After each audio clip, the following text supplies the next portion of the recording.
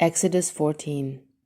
Then the Lord said to Moses, "Tell the Israelites to turn back and encamp near Pi-Hahiroth, between Migdol and the sea. They are to encamp by the sea, directly opposite Baal-Zephon. Pharaoh will think the Israelites are wandering around the land in confusion, hemmed in by the desert, and I will harden Pharaoh's heart, and he will pursue them.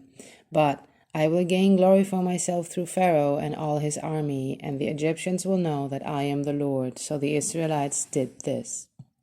When the king of Egypt was told that the people had fled, Pharaoh and his officials changed their minds about them and said, "What have we done? We have let the Israelites go and have lost their services." So he had his chariot made ready and took his army with him. He took 600 of the best chariots along with all the other chariots of Egypt, with officers all over them. The Lord hardened the heart of Pharaoh, king of Egypt, so that he pursued the Israelites who were marching out boldly.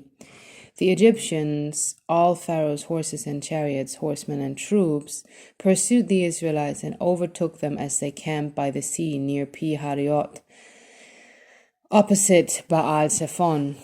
As Pharaoh approached, the Israelites looked up, and there were the Egyptians marching after them. They were terrified and cried out to the Lord. They said to Moses, "Was it because there were more graves in Egypt that you brought us to the desert to die? What have you done to us by bringing us out of Egypt? Didn't we say to you in Egypt, 'Leave us alone, let us serve the Egyptians'? It would have been better for us to serve the Egyptians than die in the desert." Moses answered the people, "Do not be afraid. Stand firm, and you will see the deliverance the Lord will bring you today. The Egyptians you see today, you will never see again. The Lord will fight for you. You need only to be still." Then the Lord said to Moses, "Why are you crying out to me? Tell the Israelites to move on. Raise your staff and stretch out your hand over the sea to divide the water so that the Israelites can go through the sea on dry ground. I will harden the hearts of the Egyptians so that they will go in after them, and I will gain glory through Pharaoh and all his army, through his chariots and his horsemen. The Egyptians will know that I am the Lord when I gain glory through Pharaoh, his chariots, and his horsemen." Then the angel of God, who had been traveling in front of Israel's army, withdrew and went behind them. The pillar of cloud also moved from in front and stood behind them, coming between the armies of Egypt and Israel.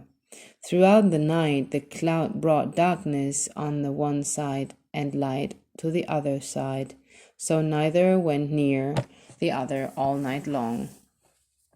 Then Moses stretched out his hand over the sea, and all that night the Lord drove the sea back with a strong east wind and turned it into dry land. The waters were divided, and the Israelites went through the sea on dry ground, with a wall of water on their right and on their left. The Egyptians pursued them, and all Pharaoh's horses and chariots and horsemen followed them into the sea. During the last watch of the night, the Lord looked down from the pillar of fire and cloud at the Egyptian army and threw it into confusion. He jammed the wheels of their chariots so that they had difficulty driving. And the Egyptians said, "Let's get away from the Israelites. The Lord is fighting for them against Egypt." Then the Lord said to Moses, "Stretch out your hand over the sea, so that the water may flow back over the Egyptians and their chariots and horsemen." Moses stretched out his hand over the sea, and at daybreak the sea went back to its place. The Egyptians were feeling toward it, and the Lord swept them into the sea. The water flowed back and covered the chariots and horsemen, the entire army of Pharaoh that had followed the Israelites into the sea. Not one of them survived. But the Israelites went through the sea on dry ground with a wall of water on their right and on their left.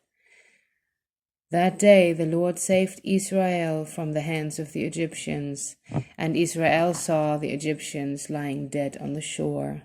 And when the Israelites saw the mighty hand of the Lord display against the Egyptians, the people feared the Lord, and put their trust in him and in Moses, his servant.